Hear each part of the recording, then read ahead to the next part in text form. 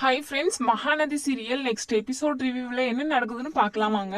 இங்கே நம்ம காவேரி நம்ம கங்கா கிட்ட ரொம்பவே ஃபீலிங்காக கேட்குறாங்க. அக்கா, உனக்கு என்ன தோணுது?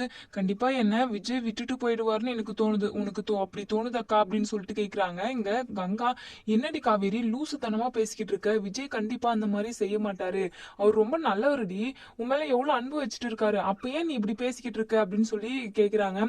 அது வெண்ணிலா வராதுக்கு முன்னாடிக்கா. இப்போ எனக்கு என்னவோ பயமா இருக்கு, என்னை விட்டுட்டு போயிடுவாரோ அப்படின்னு சொல்லி நினைக்கிறாங்க. ஆனா நம்ம காவேரி மனசுல என்ன இருக்குன்னா, ஏன்னா அக்ரிமெண்ட் போட்டு தான் அவங்க கல்யாணம் பண்ணியிருக்காங்க. ஏன்னா நம்ம விஜய் வந்து தாத்தா கிட்ட சொல்லியிருப்பாங்க, அந்த அக்ரிமெண்ட்டை வந்து நான் கிழிச்சு போடுறேன்னு சொல்லிட்டு. ஆனா நம்ம காவேரி முன்னாடி அந்த அக்ரிமெண்ட் பேப்பரை கிழிச்சு போட்டிருந்தாங்கன்னா கண்டிப்பா நம்ம காவேரி ரொம்பவே நம்பிக்கையோடு இருந்திருப்பாங்க. இப்பவுமே நம்பிக்கை தான் இருக்கு. இருந்தாலுமே அவங்களோட, அதாவது நம்ம விஜய் வந்து வெண்ணிலாவை தான் கேர் பண்ணிக்கிறாரு, நம்மளை வந்து கண்டுக்கல அப்படின்னு சொல்லிட்டு நம்ம காவேரி நிறைய போட்டு குழப்பிக்கிறாங்க. அதனால கங்காவை பார்த்து அந்த மாதிரி ஒரு கேள்வி கேட்குறாங்க.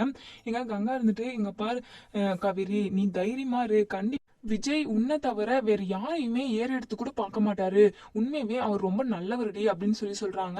இன்னொரு சைடு நம்ம குமரன் இருந்துட்டு, விஜய உங்களை பார்க்கணும் அப்படின்னு சொல்லி சொல்றாங்க. வாங்க, நானும் அதே ஏரியாவில் தான் இருக்கேன் அப்படின்னு சொல்லி சொல்றாங்க. நான் இப்ப பெரிய லெவல்ல 10 பேர் வந்து செலக்ட் ஆயிருக்காங்க. அதுல நானும் ஒருத்தர். எனக்கு ரொம்ப சந்தோஷமா இருக்கு. எல்லாமே உங்களால தான்.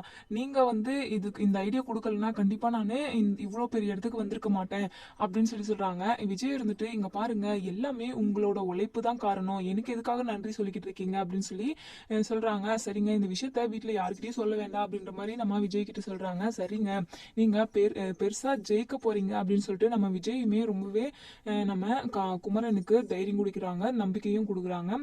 இன்னொரு சைடு நம்ம கங்காவோட ஃப்ரெண்டு கால் பண்றாங்க. என்னடி உன் புருஷன் எந்தெந்த பொண்ணு கூடயே ஜாலியா ரீல்ஸ் எல்லாம் பண்ணிக்கிட்டு இருக்காங்க, என்ன இதெல்லாம் அப்படின்னு சொல்லி கேட்குறாங்க. அதுக்கப்புறம் நம்ம கங்கா இருந்துட்டு, எனக்கு ஒண்ணுமே தெரியாதடி, என்ன என்ன விஷயம் அப்படின்னு சொல்லி கேட்குறப்பதான், இருடி அந்த வீடியோவை நான் உனக்கு ஃபார்வர்ட் பண்ணி விடுறேன் அப்படின்னு சொல்லி சொல்றாங்க. அதை பார்த்துட்டுமே நம்ம கங்கா பயங்கர டென்ஷன் ஆகுறாங்க. இவரு ஷூட்டிங் போறேன்னு சொல்லிட்டு எங்கெங்கேயும் போய் அவர் பாட்டுக்கு பொண்ணுங்க கூட எல்லாம் நல்லா ஜாலியா கூத்தடிச்சுக்கிட்டு இருக்காரா, வரட்டும் அப்படின்னு சொல்லிட்டு நம்ம கங்கா பயங்கர கோவத்துல இருக்காங்க.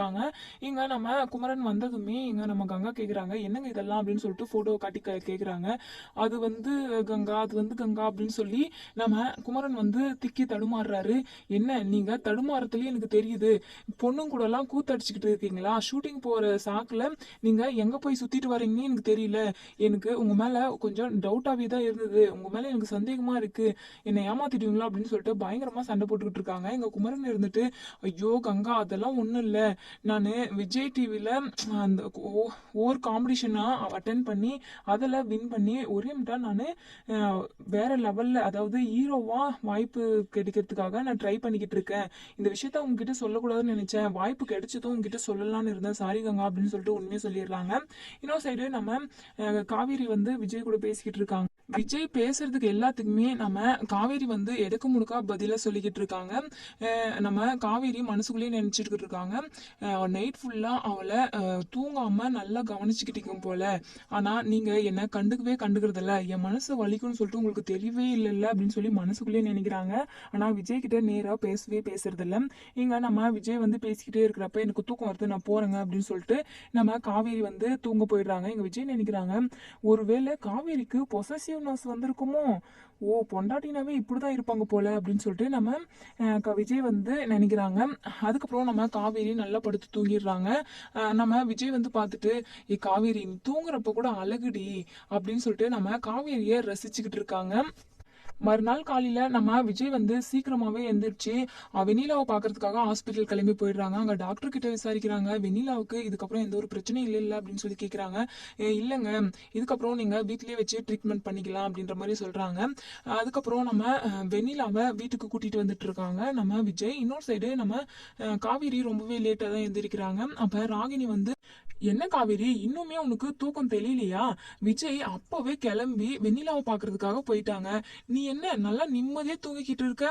வாழ்க்கையே போகுது, வாழ்க்கையே அழிய போகுது, அப்ப உனக்கு தூக்கம் என்ன வேண்டி கிடக்கு அப்படின்னு சொல்லி சொல்றாங்க. எங்க காவேரி இருந்துட்டு, இங்க பார், உங்ககிட்ட நான் ஏதாச்சும் வந்து கேட்டேனா எனக்கு அட்வைஸ் பண்ணு, எதனா பேசுன்னு சொல்லிட்டு நான் பாட்டுக்கு இருக்கேன்ல, நீ எதுக்காக தேவையில்லாம வந்து வந்து என்கிட்டே பேசிட்டு இருக்க? உனக்கு கொஞ்சம் கூட சூடு சொரணே இல்லையா? நான் எத்தனை டைம் திட்டினாலுமே மறுபடியும் வந்து என்கிட்ட பேசிக்கிட்டே இருக்க அப்படின்னு சொல்லிட்டு நம்ம காவேரி திட்டுறாங்க. இங்க பார், நீ திட்டுனாவோ இல்ல அசிங்கப்படுத்தானாவோ எனக்கு எந்த ஒரு பிரச்சனையும் கிடையாது. ஆனா நீ ரொம்ப கஷ்டப்படணும், இந்த வீட்டை விட்டு நீ வெளியே போகணும், அதுதான் எனக்கு முக்கியமே அப்படின்னு சொல்லி சொல்றாங்க. அதுக்கப்புறம் நம்ம காவேரிக்கு ஒரு மாதிரி தலை சுத்தலா இருக்கு. எந்திரிச்சு உட்கார்ந்துங்க, உடனே படுத்துக்கிறாங்க. என்ன காவேரி, திரும்பவும் படுக்க போற? ஏன், உனக்கு கொஞ்சம் கூட கவலையே இல்லையா? விஜய் வெண்ணிலாவை தேடி போயிருக்கிறாங்க, நீ திரும்பவும் தூங்க போறியா அப்படின்னு சொல்லி கேக்குறாங்க. இங்க ஏற்கனவே நம்ம காவேரிக்கு ரொம்பவே டயர்டா இருக்க மாதிரி இருக்கு. ஒழுங்கா போயிடு, எனக்கு உடம்பு முடியல அப்படின்னு சொல்லிட்டு படுத்து தூங்கிடுறாங்க கொஞ்ச நேரம். நம்ம விஜய் வந்து வெண்ணிலாவை கூட்டிட்டு வீட்டுக்கு வந்துடுறாங்க. வந்து காவேரி தேடுறாங்க. ஆனா காவேரி வந்து எங்கேயுமே இருக்கிறதுல ரூம்ல வந்து பாக்குறாங்க, தூங்கிட்டு இருக்காங்க. என்ன காவேரி, இவ்வளவு நேரம் தூங்கிட்டு இருக்க, உடம்பு ஏதாச்சும் முடியலையா அப்படின்னு சொல்லி கேக்குறாங்க. அதெல்லாம் ஒண்ணும் இல்லை அப்படின்ற மாதிரி நம்ம காவேரி சொல்றாங்க. அதுக்கப்புறம் எந்திரிச்சு நடந்து வராங்க, உடனே மயங்கி விழுந்துடுறாங்க. இங்க விஜய் வந்து ரொம்பவே பதட்டப்படுறாரு. காவேரி, உனக்கு என்ன ஆச்சு அப்படின்னு சொல்லிட்டு உடனே டாக்டருக்கு கால் பண்ணி வர வைக்கிறாங்க.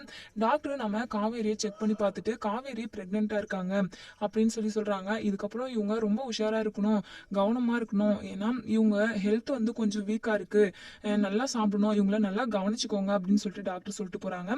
இங்க நம்ம விஜய் வந்து துள்ளி குதிக்கிறாங்க. என் பொண்டாட்டி பிரெக்னென்ட் ஆயிட்டா, நான் அப்பாவாக போறேன் அப்படின்னு சொல்லிட்டு தாத்தா கிட்டயுமே இந்த விஷயத்த சொல்றாங்க. அதே சமயம் நம்ம காவேரி தூக்கிட்டு சுத்திக்கிட்டு இருக்காங்க. ஆனா காவேரி ரொம்பவே வருத்தத்தோட இருக்காங்க. ஏன்னா வெண்ணிலா வேற இருக்கிறாங்க. அதே சமயம் விஜய் நம்ம மேல அவ்வளவா கேர் பண்ணிக்கவே பண்ணிக்கிறது இல்லை. என்ன நடக்கும் அப்படின்னு சொல்லிட்டு ரொம்பவே ஃபீல் பண்ணிக்கிட்டு இருக்காங்க.